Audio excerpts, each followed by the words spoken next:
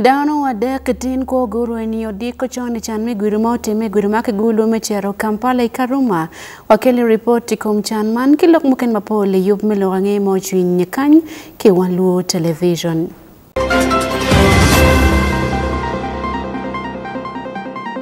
Dano adek guto ichan me guri kin yuma ki Kampala me chero gulu ikaruma. Ludo morga kilo timbia charma kilo Uganda meche loba South Sudan go kwilo kom totolim iwang border me South Sudan. But the problem and challenges that we are getting mostly is extortion.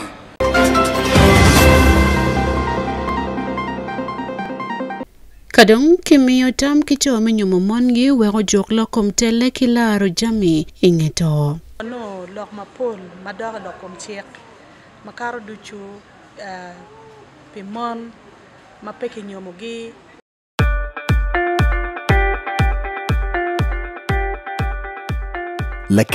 At least the one thing for now we can all agree on is the soap to use.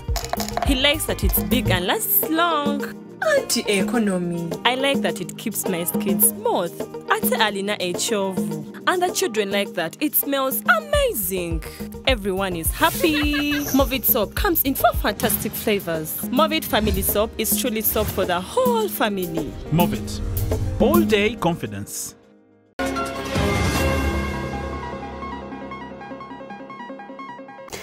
Amore mateka foyorini wa otieno matin juli kaneno yup melo ange mo chunye tin chia beach nildo ya pau yariyo medremi angwen mwaka alibariyo peru angwen ne ania Sunday AKUMU juli mateka neno yup melo ange mo chunye kombeti dong kore kikore. Kilego cho mago nyume urme nyumo lenki mono megi weklo toko bedike arman lako jime kache gumarad ko guru enyo wekpeno joktele kilaro jame palato ka jang ko pangatimo ni pere iwilobo kan mange wanti ya chel mejo ko tele matek matiwe karman la toron kume pere doklaro jame chakin monto kidong unyo bene dato kiwadi palato kilo tiano megmano tiano kitma kilo tele madite kin pachi mapol ilobo achuli na George pa Wan Luo television man Ismail Jacob Jones Kelly Matute ikom Lokman Polkara tele melar jime palato bere matek tutan pianne dan ma pol pegging chik mama ko lokom lago kidong bene choyo will mano ngat money food kwa iya chuli mit ni lutela ka chel kilo tit pagamente kumi ngej potwak ikom be panyome chon machado yo achel kiken me joko laro jime palato kache nen kigumaraj la cho gwagoto unyo mien ate bene utom Priska alo jok karan malo lok mumfonye me ba dege levi division maeno chung pe me ba dege division o terne meno ngej mapol met ne mior ke mi bot luak mai te der tutwale mon ma pero man tika mako gitutwal Wano lok mapol madara lok kom chek makaro duchu Pimon, mapeke nyomogi ma weko chek geogi nongo twero ekom jemi machok gyo tenyo idgi chiman wano ne pira tek tutwal ir mege magitika bero kichokgi iwiali mapego nyome kono do nyom ke wayne tie iye duong miara ma chel inene nyom make nyomi nyom chala nyoma choli ma pat ki maka nicha bene jomo ken magelegi mos miya beno inong niki nyome kitung chel William George Senior Community Development Officer me Amoro Town Council ya Amoro District che kigan kache nen la cho o cho wil ma mege nyugien ma nyuro ket ma jime ma mege ki bi poko kere kache kone oto obu konyo ma tek tutran meri po jime ne kache nen ki gumaraj kone rueng gwagom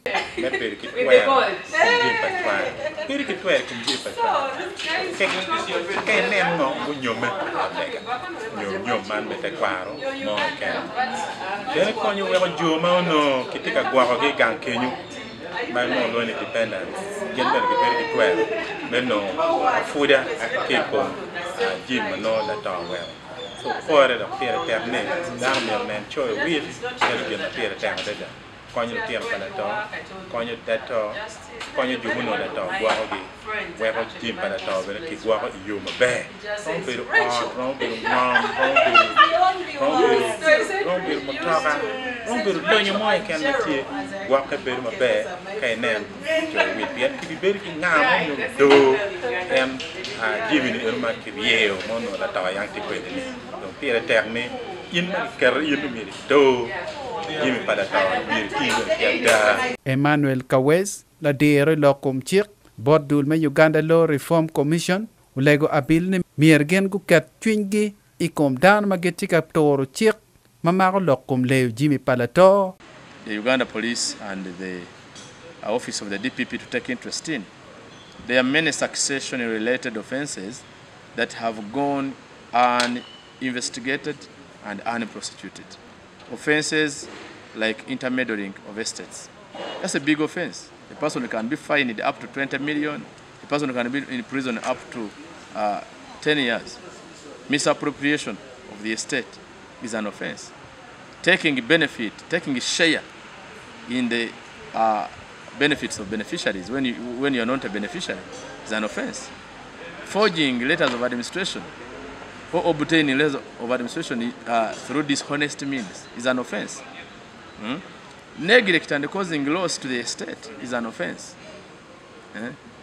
So as a commission, when the law is in place, we call upon all enforcing agencies to do their role, let these offenses be prosecuted. Christopher Omara, DG Menoya District, RML Berwilma Wara, Ikara Mefonye, Ikom Chik Manyan, Mamaro Lokom Nako Jimmy Palato, Mau Timaki Gulu City. Tek Wan Luo chon ke chon, Nyote Quara, but you polebe, Peggy Choyo Gimogan. Kidong Dano Benel, Kai Choyo Kuningwak, ini Ita. Kidong Jomokene, Jomokene Tie, Mamia Gucho will, Pian Gimogi. Kidong Jomokene Bay, ini Choyo will, Magiri Mo Bene, Pere, Indo iti Pero, will Lobokan, where one of your team attack. Where Kaini, Ichoyo will not Ologimo, may wear a tear, or a more may wear a tear, or a hot more may wear a tear, that it be a char more may wear a tear, that a pedong, Gia Choya Beru Pero Buri, Yanking Yemen in La American Ganga Kan, Genomo may take a tail Madada Pere, and again Manatawne, down on and Guinea. Omara Wajune, Lock Mete Quara Chuli, Mirkite Chalgan Mapere, Kerepetni, Chickman, Kikelum. Ikin dana maguberche kar me fonye man uberu ludir malo lokum ngom me district ka Chelki City magu ke district me Noya Amoro Gulu City ki Gulu district chief administrative officer mayor town clerk dun mapejeng kom gamente lutela dini lutela mete kwaro ka Chelki odi pok lokangem dul me Uganda Law Reform Commission kom kan gitika mi ngej pod lutit pagamente ka Chelki lutela make yerga yera ikom chik manyen mamako lokum leo Jimmy Palatom bi Wan Luo TV Igulu City and Ismail Jacob Jones. Ndun palo dua mora ka kidong luchat will magiti o ikin wang lo me Uganda ke South Sudan ko matari kom lokum toto lim madie ki wacho palo South Sudan geno wane monopolo belo dua mora kan gebera panyo lim madon ki bod gen wake wot mabe lo South Sudan me ko mchuk mamegi ikaber muna gen gede chiariye ene lo South Sudan konya ke lo Uganda ikit metimo biashara ikin lo barioni lokmono katika malotela me lo barioni go bero pinkan no yo mabe lo me chobo tele kedong men wak biashara wot mabe ikin lo Uganda ke South Sudan ka joke man obero inimule la chot mamewa man Jonisani uchaga chon obero tikunu en kele report ma yobudoge kongwanen kiboten Luderiva man magi duoy mutaka madon magi agi kama bujo gichero ilobu South Sudan ikid mechatowil gukok matek ni lim magi miyo bolu gwakuj makuno dogo duong matika weko kid met doktij mamegi tika bale waro Sudi Mwatela won kompa long distance truck drivers union wajuni giti ka chulu mogo mape upore ka chegi donyo ilobu South Sudan matika balo kid metij gi yume biashara. But the problem and challenges that we are getting mostly is extortion and numerous checkpoints from the border, starting from migration, customs, and even to the highway. In fact, who are suffering more is truck drivers and passengers. These passengers all the time enters in South Sudan, they are paying for migration. They are not free. Visa was removed, but they are paying for the only stamping, whether it is entry or exit. They are paying. Any passenger who comes inside pays from 5,000 and above. SSP are paying. A driver, because the drivers most of the time they react. They came up with their specific amount of 2,000 SSP at the entry office and the registration office. They have to pay. Somebody who has refused to pay, then he is being charged, harassed, or like if he is an enemy who has come in South Sudan. So drivers are suffering. It is affecting much because the trader is trading to get a profit. But if there is some other charges which are being introduced, it's making the business to be valueless. Ben Luka won kompalo chad will itedulgi illegal cross-border traders cooperative. Ukokni pegoti mapu malo chad will gi no idok chato will gi mamiri umierguti ipegoman wek lok me chat obet mabe. We have monetary barrier which is coming into play due to non-implementation of the SDR. Because when you look at the SDR, it's supposed to mobilize all the organized body of those who deals in goods under $2,000. The Commission is supposed to give them IT, which is supposed to be recognized by all the neighboring countries. In LM we are not having that. And so, because SDR is not implemented, when you talk about extortion and all this, because there is no organized way of our people to move with all this identification. Then another challenge I'm going to talk about is, especially in LM, we have an issue of financial institution. This one goes direct to Honorable Minister. We had DFCU Bank before, but when we had flood, they moved away. So as a result, the challenge we are facing, there are certain transactions which needed to be done in the bank. We are not able to do it. You have to travel up to AKUMU.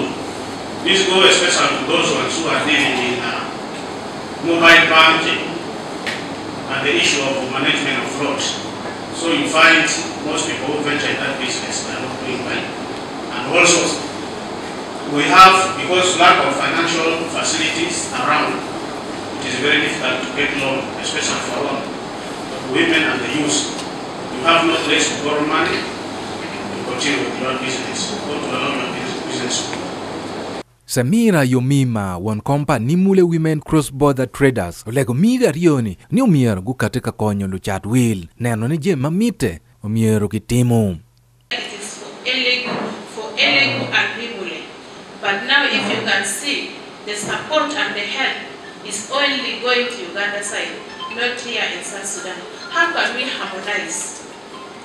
And what is the cause of not harmonizing? Because if I am sleeping under the tree and you are sleeping in the house, how will I feel? It will be very difficult. That's why we also wanted to know, as a small-scale traders, we have to be balanced, not seeing one side and seeing the other side. I'm saying in case if that thing has oppressed the East Africa community, then that is when they jump away that we are not an East Africa, South Sudan has not joined East Africa community fully. So I just don't know, because of other things, so that the small scale traders and other people has to know what is the issue of South Sudan not joining. If it is not joining, let it not join completely. Luchat will mapol gitika nongo achara itutegi kirma Fadil Siliman pitia duku tatel papulu menimule town in South Sudan waju. Getting goods from there when they want to load surrounded transport to Kampala, it is denied. Then while truck from Uganda, when they enter South Sudan, they reach maybe Nimule here, they offload the goods. Then they got another different goods even from here, taking it to Juba.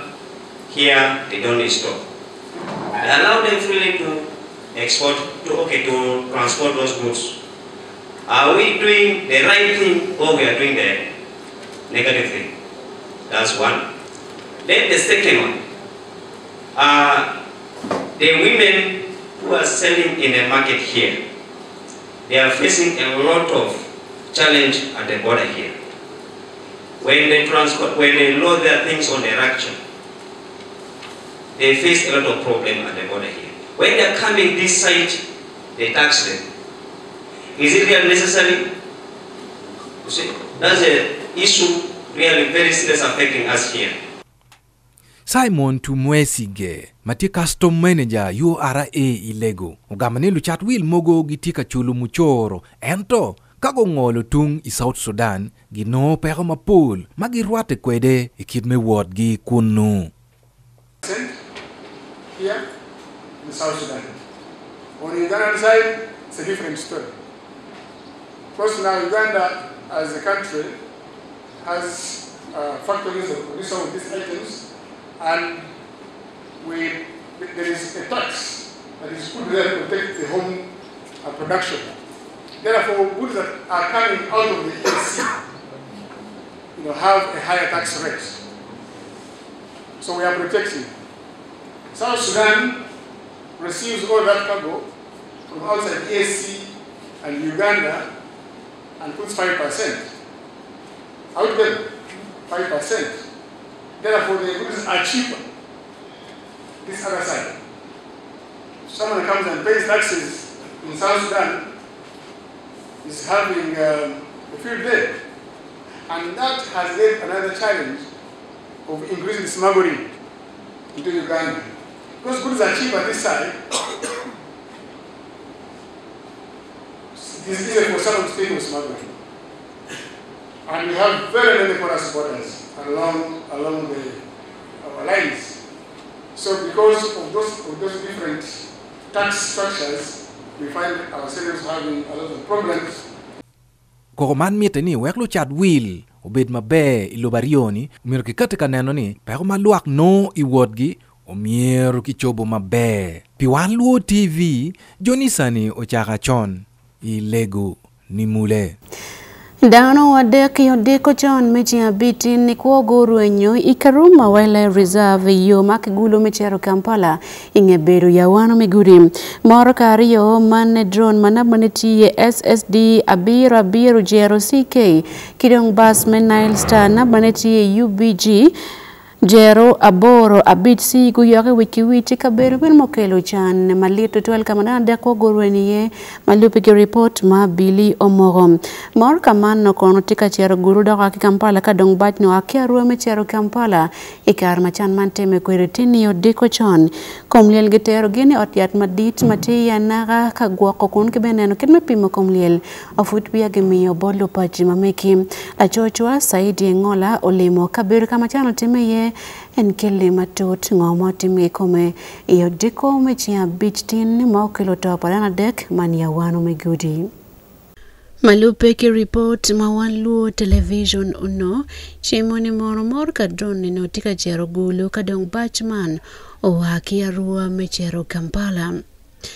abilimo mati gudi wani chano time yo deko chon mechia beach tin Eno wani mor ka drone tika yele kono me kato mor ka mukene kona kadong batch man mel tika bene duyer malamalo wa kuyoka wich chok kagigwako gin uduju karuma police pose mor ka drone tiki dano wangwene yekine la duo mor ka ento eno rinyo wako chot ingechan meguri man Itaw mecho ilorange man abil no futpo ya gumoko ngit matuti kom jo adek makwo gurwenye ento gicholo gin ni otliele otiat madit me anaga matino ya district.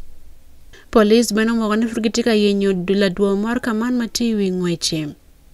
Nadita bili madotit kiguri nwa district Barbara na chomo owani mono chani utime ento poter lakmweken matuti koma wano man. Joseph Lili Yoriem won komel sachi lemekaruma Central Ward Matikiri Ndongo District owani mono chanman adao time. Ni chake ya chakme mwagamani yote ni danwa bidon kwa goruenyo. Ichan migwiri maote miyo make Kampala. Mechero gulu atirane area mekaruma. Pilokange mochwinyi Wan Luo Television Saidi Ingola.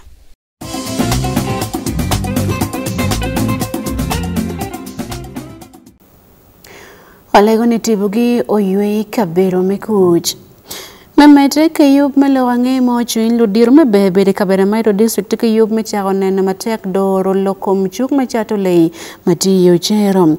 Ikar kon meka chak mebebe moti me yochero town council town clerk meka berme ne Stella Ayecho o ene mono peroti matek lokom doro lo chat wil mage pientele kar mo mukene berutie mameti lokom doro bebero.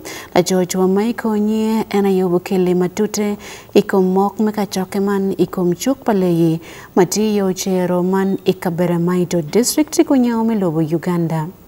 Atenu amema kera krachel kede kopi kom mulem I district meka bere maido enotie kolarot awaka waka yochero town council pita makino neno epona moromo yiko karachel kede da dipo wich a makere karachel kede kopi ikom atale man wokun dijo datenywako ayika ni iyo chero town council dio wachube epone amema kera karachel kede raro sente likada tiot ibe town clerk mochero town council Stella Ayecho wache begin nando kitioko wokun karachel keda yika amekite mito timo pineno be atale oyiko dikodonyo bedo chengare Enanembe gidongo atale gi mochero gikoweko komecha tero jo chat jo will outside border konerebe doke kede jamna pat chatere ya tale teteken sete chokera romo mochero dongo isawa ni gia pirate ki ochero neno be enforcement kede mino jo pinyang cheng matale mechenga reni jo pore woro kede revenue checkpoints me udo keti yote jo pore woro revenue checkpoints okoweko kometero leini bei lum kodonyo ya tale yesawa liopore obede sa tomoni wiere chenkiko jo ache apat balanat meya me ochero town council Raymond Enyar wachube ebino bedo ber kama tale bedo bulchengare tele ni msuduoko pala lemset kinere ido jo chato jo bino biko sek biko we ko bugo bino kan chato dio reche kiko magi konyo jo mepiny ke pinya chato chamgo jo loje semetiego ke dia timo business wala chato odo gire yoji moro so wana parbe ajo buto kod gibino neno jo tel karachel kede jache apata moyera makere karachel kede kopi komulem eno wacho be gin kimito neno be atale likakelo kopi kom dipo wich karachel kede yi kopa makere karachel kede da kwalo jame. Let's go by the resolution of you inviting them and must be as soon as possible so that we interact with these people. That element of stealing, we cannot rule it out because it is there. I've just given you like example of EPC on the line running up and down. The animals keeps in the Permite at that corner. The other one is that, of course, the issue of the market.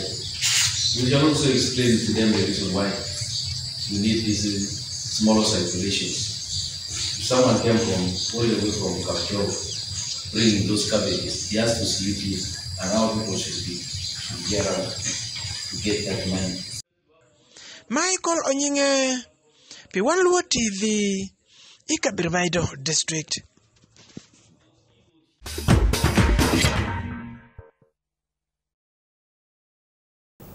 A final report about Michael Onyinge. Elokom tol tino kwan makar gen mi ari kari katiro kwanyo gen waki turo me man piyemodil pagay kwan senior pelao matika time ya Patch municipality man konotika bini komia kwiriki obol ma timu yorloto manaka ken gudoy piyeman man piyem pagay kwan senior elokom gwe dilupanyi rakia wobe gangkwan otino wa SS kudokchen nikilo turo manaka ken piyen pole kibage wa kudokchen turo man magitike goro matek total ento matut wanen kibot Jasper Igwel.